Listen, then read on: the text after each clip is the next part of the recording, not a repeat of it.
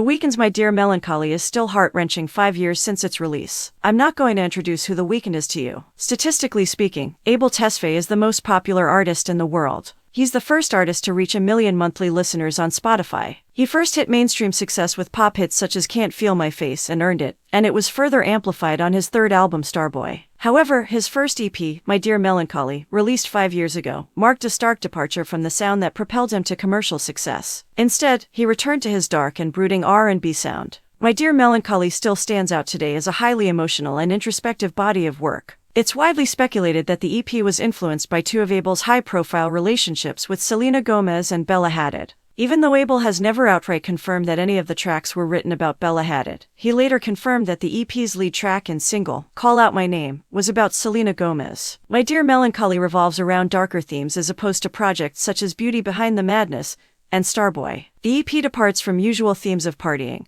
and being on top of the world and opts to talk about desperation, heartbreak, and loneliness. Sonically, it's reminiscent of the Weeknd's alternative early underground work such as House of Balloons and Thursday with a bit of mainstream flair. The album spans 6 tracks and became the shortest album by track count to top the Billboard 200 since 2010. The project opens with the hit single Call Out My Name, a gloomy track where Abel details his pain, heartbreak, and depression in the aftermath of a failed relationship. Tracks such as Wasted Times and Try Me follow suit with similar gloomy production and deeply personal lyrics. A standout track on the record is I Was Never There, which is a collaboration with fellow Toronto native Jessa Felstein. The track leaves a deep and lasting impression on listeners through its minimalistic production, haunted distorted vocals, and hopeless lyrics. Consequently, the song has surged in virality numerous times in the 2020 seconds through social media. Other tracks on the EP include Hurt You and the closing track, Privilege. While dealing with the same brooding themes, these two tracks bring moments of levity with their upbeat tempos. The closing track imparts a sense of closure to the listeners, signaling that the Weeknd is ready to move on from his melancholia, further supported by the upbeat new wave and electro-pop sound of his 2020 record After Hours. Thanks to the mind-warping effects of the pandemic, it's hard to believe that My Dear Melancholy was released 5 years ago.